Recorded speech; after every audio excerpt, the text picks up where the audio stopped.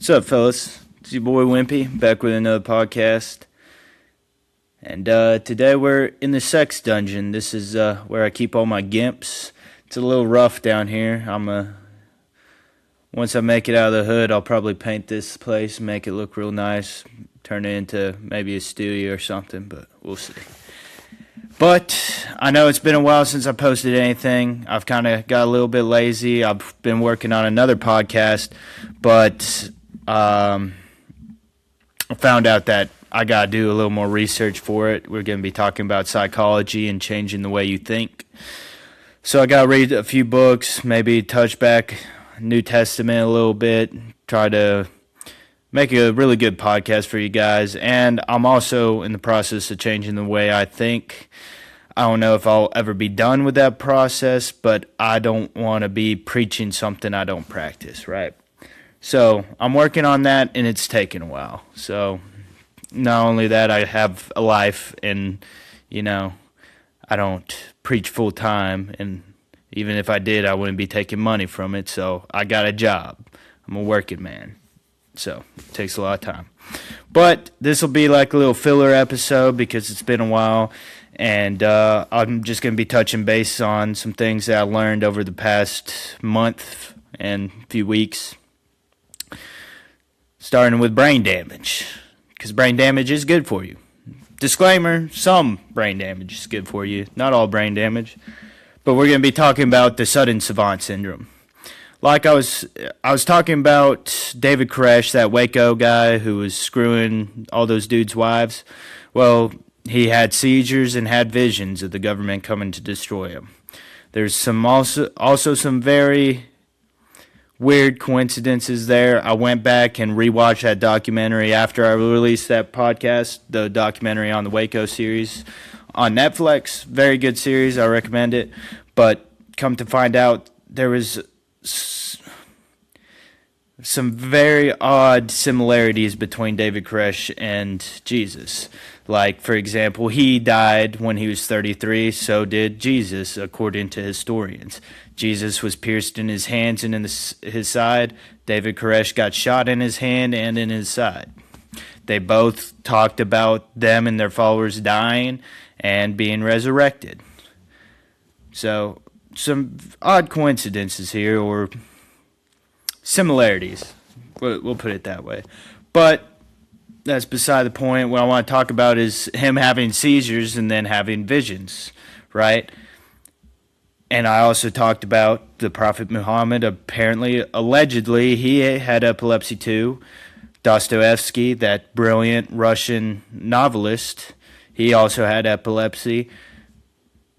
I'm also going to bring up Martin Luther, the leader of the Protestant Reformation. He got struck by lightning, and then he changed his ways and became a monk, right?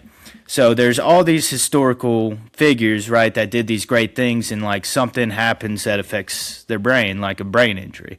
Well, I was watching a podcast like a week ago with Chase Hughes. It was the Sean Ryan show, and Chase Hughes was talking about the sudden savant syndrome. And for those of you who don't know, the sudden savant syndrome is when you get hit in the head, or when somebody gets a brain injury, like getting a concussion, getting hit in the head with a baseball, getting struck by lightning, even strokes. They develop a new ability that they didn't have before, like becoming a mathematical genius or becoming a musical expert, things of that nature. Chase Hughes talked about people even speaking languages that they didn't know before. I didn't research it that deep, so I don't know the validity of that, but that's the idea behind it. It's a real thing. It's called sudden savant syndrome. So, like, when I heard that, I was like, oh shit, that just connected a whole lot of dots there. And it really got me thinking about it, right? So, like, maybe if God wants to teach somebody something or bestow them with the ability that they didn't have before, maybe he'll give them epilepsy, maybe smack them on the side of the head with something, right? Or strike them with lightning like Martin Luther. There's all these different avenues to give somebody brain damage that gives them an ability that they didn't have before, sudden savant syndrome. So, yeah, brain damage is good for you. Some of it might give you new ability to be a mathematical genius or something, or the next Einstein. Who knows? All right. But I just wanted to bring that up. Of course, like always, look it up. Don't take my word for it. This is well documented. It's an actual phenomenon. So that was the main thing I wanted to talk about. But now this is where I start to ramble. You guys can shut off the podcast if you want. But next topic, we're going to be talking about justice, because I just got charged or convicted of a second DUI. Luckily, I don't have to serve any prison time. I got sentenced. I had an active sentence of 30 days, but the judge allowed my time in rehab and wearing an ankle bracelet to count as time served. I didn't know it was up to the judge for that. He could have thrown it out, but luckily and thankfully, he did that. But I still got 4 years of probation, and if I break that probation in any way, I'm going to be serving a sentence of anywhere from 9 to 17 months. All right? So today, we're going to be talking about justice. All right?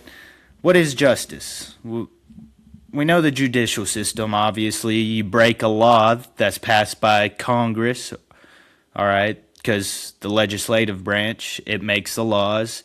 The executive branch, it enforces the laws, and the judiciary branch, it interprets the laws, right? So, before any new amendments was added to our Constitution, we had the first 10, right? Obviously, we have the famous First Amendment, freedom of speech, which is why I have this podcast, freedom of religion. And the reason for that was because of the Catholic control of Europe and the wars, and states ran by religions trying to control a person's religious beliefs. That's why we separated the church from state. Dostoevsky, he talks about, instead of the church becoming the state needs to become the church, which is, I hope I didn't say that backwards, but the idea behind it is, instead of the church trying to become the state and using that power, succumb into the third temptation of Christ, which was Satan giving them power over all the earth. Instead of that, the government becomes a church by becoming better people, if that makes sense. All right, it reverses the roles. Instead of the church becoming powerful, the state gives up its power. Okay, if that makes sense. That was the idea behind it. He brought it up in the Brothers Karamazov, the last book he wrote. I believe it was book 2. May it come to pass, may it come to pass. That was the chapter name. It was along those lines, all right? You just got to go read the book. It's a long read, but I highly recommend it. It's very entertaining, but it's also very deep. And there's some times where, dude, it about made me cry, dude. Because, like, Dostoevsky, he's seen some shit, all right? And he's seen a lot of tragedy in his life, and he puts that in his books. Like, he knows how to bring out human emotions. All right, can't recommend them enough. But that was a little tangent. We're going to be talking about the 8th Amendment today, all right? You'll say, Wimpy, what's the 8th Amendment? All right, I haven't learned that since, like, 9th grade. All right, the 8th Amendment is pretty much your right not to be subject to uncruel or unusual punishment or excessive fines. All right, that's the gist of it. So that's what we're going to be talking about today, because that could be very subjective. The oldest law code that we know of is the Hammurabi Code, all right? And, I mean, I may be wrong about that. They might have found something older, but I remember them teaching us that in school, and I just researched it a little bit. But famously, it says an eye for an eye. You know, if you take out somebody's eye, you're going to get an eye taken out. Okay, if you bust out somebody's teeth, you're going to get your teeth busted out. And it also says, like, if you steal an ox, you have to give that person back, like, 30 times what that ox was worth, which I think is a little excessive, which we're going to be talking about today. All right, an eye for an eye. That's justice, right? Let the punishment match the crime. If you kill somebody, if you take somebody's life, you forfeit your life. And there's circumstances with this, right? If somebody's coming to steal your stuff or to kill you, you have a right to defend yourself. If they're coming to take your life, you have to defend yourself. That's not murder. That's self-defense, all right? But if you kill somebody out of jealousy, just because you're jealous of them, all right, or they're stealing your light, like with many rappers, all right, Tupac, go watch the Diddy documentary if you haven't. But that's a story. That's the oldest story. One of the oldest stories in the Bible. Cain and Abel. Cain killed Abel because he was jealous of Abel. All right, that's murder. That's wrong.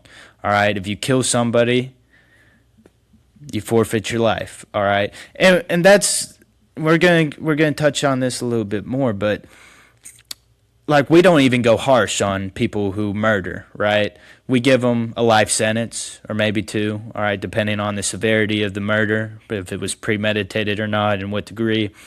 But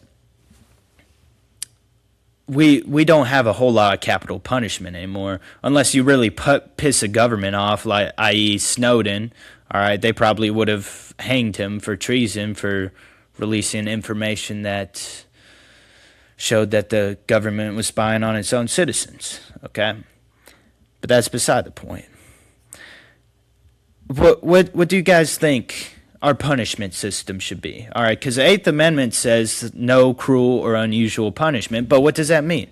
Okay, what does that mean? Cruel and unusual. Well, obviously we can rule out torture. You can't just torture somebody, okay? Unless, I mean, if somebody tortures somebody, then you can argue, all right, they tortured this person to death.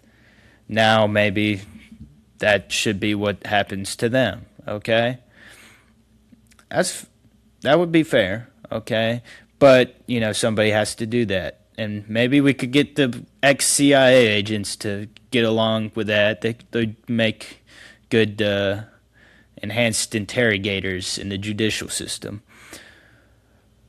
But what about like smaller crimes, right? If you steal a candy bar, right? I personally think if you steal a candy bar, you have to give that person back the candy bar plus another candy bar for the inconvenience, right? Double it, okay? The Hammurabi Code, it 30 times it, all right? I think that's a little excessive, but we can find a middle ground there. We're not going to send a person to prison for 50 years for stealing a candy bar. I would argue you shouldn't even send them to prison at all for stealing a candy bar, all right? If somebody steals a lot of candy bars, if somebody steals like, I don't know, millions of dollars from American pension funds, there could be prison time for that. But what would be fair is for them to get that money back, plus some more, all right? That would be what's fair. They don't have to go to prison as long as they pay that money back, okay? That makes sense. If they can't pay that money back or if they don't have enough money for it, maybe we could have them do, I don't know, forced labor. I don't know. Which community service, a way of paying off that debt. And I know millions of dollars is a big number, but if we put them in prison, then we're going to be spending, I think it's like $100,000. I didn't research it before this podcast, but it costs a lot of money just to keep a prisoner, one prisoner every year.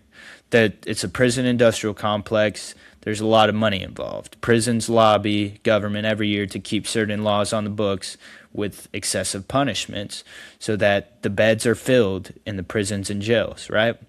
Which is a violation of the Eighth Amendment, which is what I'm going to be talking about.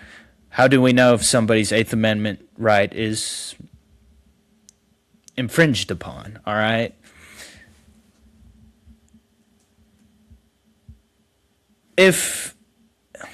Which is what I'm talking about with my DUI case, all right?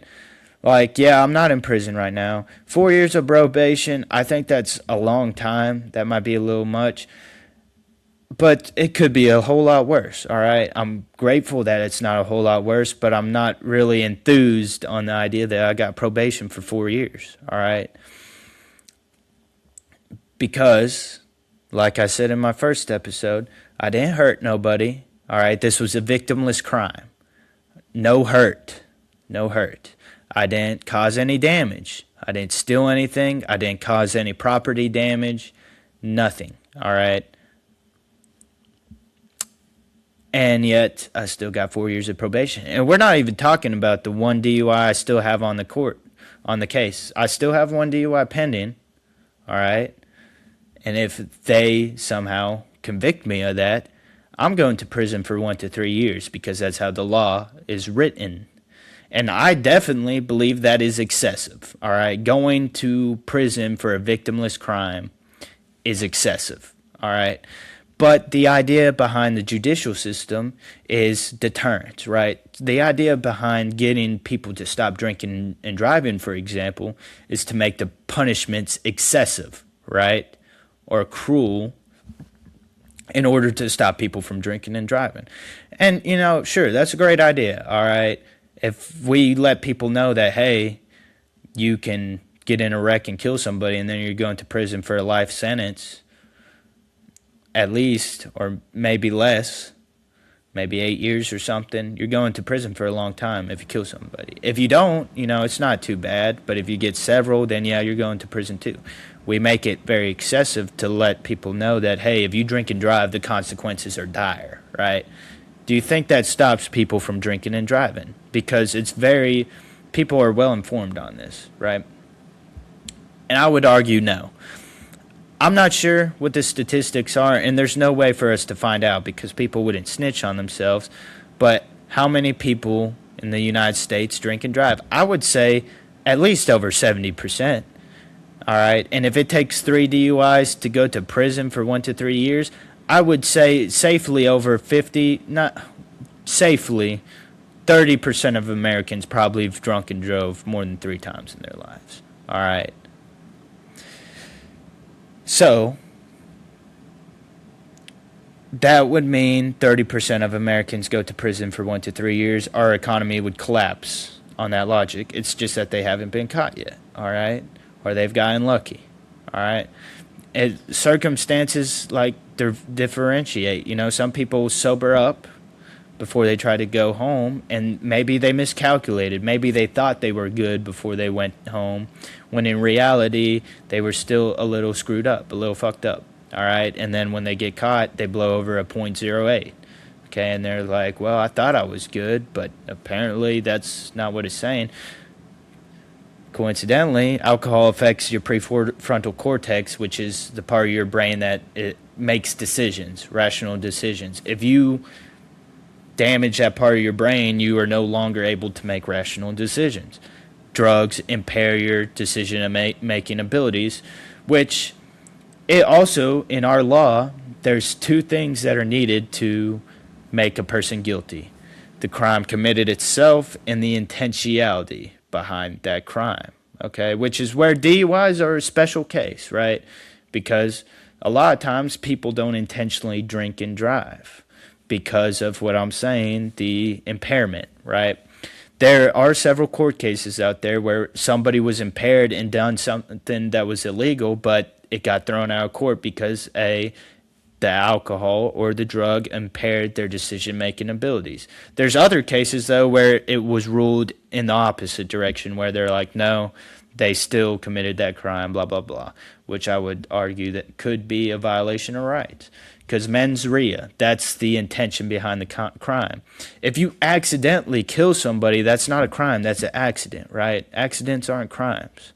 If a recent example that I just heard of, I don't believe this, within the past 2 year, a woman pulled out of a parking lot and didn't see a motorcyclist coming through, and she hit him and killed him, all right? It was an accident, and she was sober, right? Do you think we should have put her in prison for 3 years or for a life sentence, all right, for killing that person? No, it was an accident. She didn't intentionally kill that person, right? She still had to pay the family a lot of money, which is fair, all right? That person died, and the family, nothing could fill the void that was left by the death of that person. But, accidents happen. People die every day. Okay, premeditated murder, that means people planned on it. All right, premeditated, planned. That's what makes things a crime. All right. And that's also entrapment laws. Okay, there's entrapment laws, which arguably, if a cop's sitting with his lights off, many people argue that that's entrapment because that's incentivizing people to speed through a certain place, right, in the night, which is coincidentally how they hit me with the last charge. The cop was sitting there with his lights off. They do that on purpose, right? They want to hide. They want to hide so to incentivize you to speed through. Because if you saw the cop there with his lights on, you would slow down, right? Because you would obey the law if you saw them. If they turn their lights off, that incentivizes you to speed, right? So that's why people think it's entrapment. All right, for cops to sit with their lights off. Some states still do not allow cops to sit with their lights off. Fortunately, my state does allow cops to sit with their lights off. But other examples of entrapment, like Ruby Ridge, where an FBI agent tried to get this guy to sell sawed-off shotguns. That's entrapment because a government agent is trying to get a person to commit a crime. Okay? That person didn't intentionally want to commit that crime until a federal agent tried to convince them to commit that crime. People still get charged with this even when they are entrapped by the government, because sometimes the government, you're going up against a giant in court against the government. They can make the evidence look like whatever they want it to look like, okay? But yeah, the intentionality behind the crime. Back to substances, okay? If you didn't intend to do something, like drinking and driving, for example, like people aren't planning out their weekend. They're like, okay, Friday I gotta go to work, all right, but Saturday maybe I'm gonna watch a ball game, and about, I don't know, maybe 1 or 2, yeah, definitely 1 o'clock, I'm going to down a bottle of whiskey and I'm going to go for a drive. No, people aren't planning that. Sometimes it just happens out of the blue. Who knows? You might be at a party, you didn't even intend to drive, and then somebody calls you trying to get you to pick them up. They're in a dire strands, or maybe you have to go somewhere that you didn't expect to have to go to. Maybe things don't go as planned, right? And you're forced to make your way home because you have no choice. You don't have any other options, right? Drugs impair your decision-making abilities. We don't, people, the insanity please another option. If somebody's insane, they're not in their right mind. They can't choose between good and evil, which is basically what the court system's supposed to do. It's on the assumption that people have the free will to choose between right and wrong. All right? But if somebody's insane, they don't have the ability to choose between right and wrong. You see what I'm saying?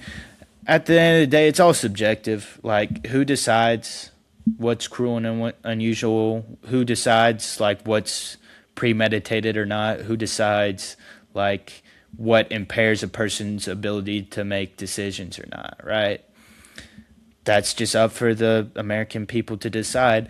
But even arguably, our founding fathers, they made the Bill of Rights to protect individual rights against the mob, all right? Even though if the mob decides that something is bad, the individual is still supposed to be protected from the mob, all right?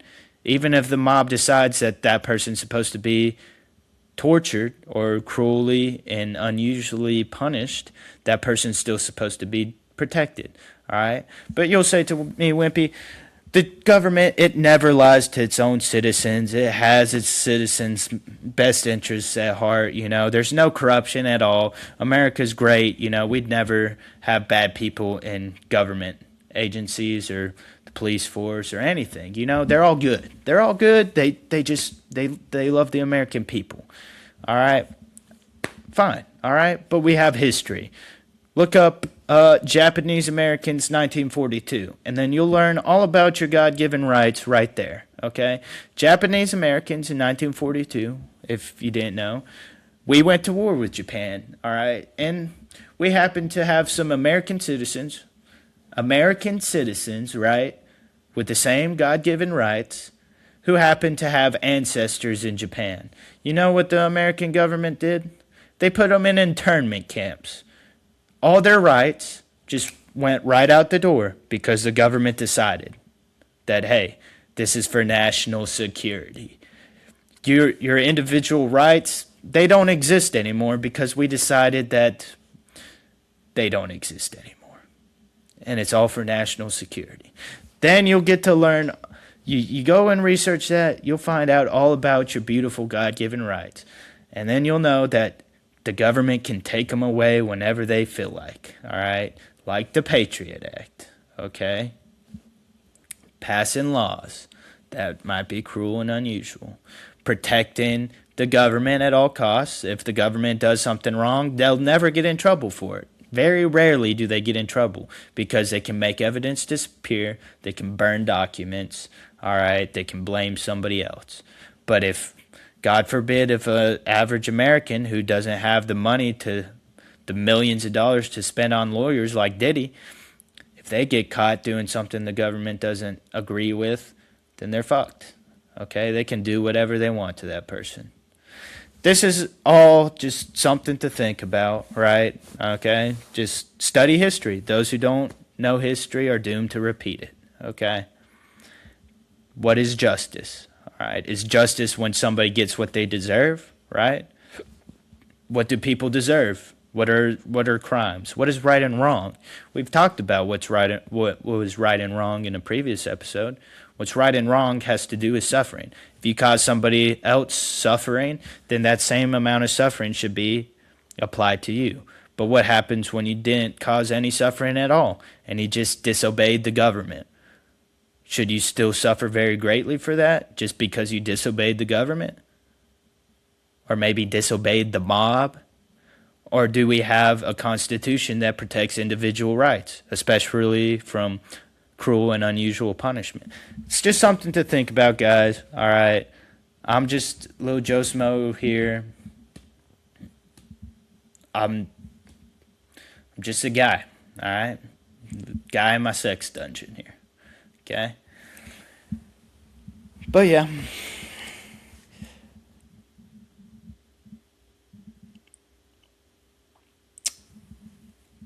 And the comment zeitgeist, for you guys who don't know what a zeitgeist is, it's like the common mood of an era, right? That's a zeitgeist. And we can see our culture shifting now, right? The distrust of government is at an all-time high, and that's not because people are stupid, it's because people are starting to pay attention.